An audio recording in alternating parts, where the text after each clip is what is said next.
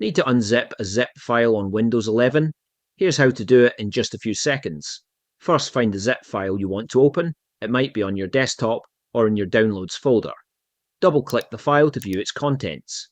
You can browse inside just like a regular folder.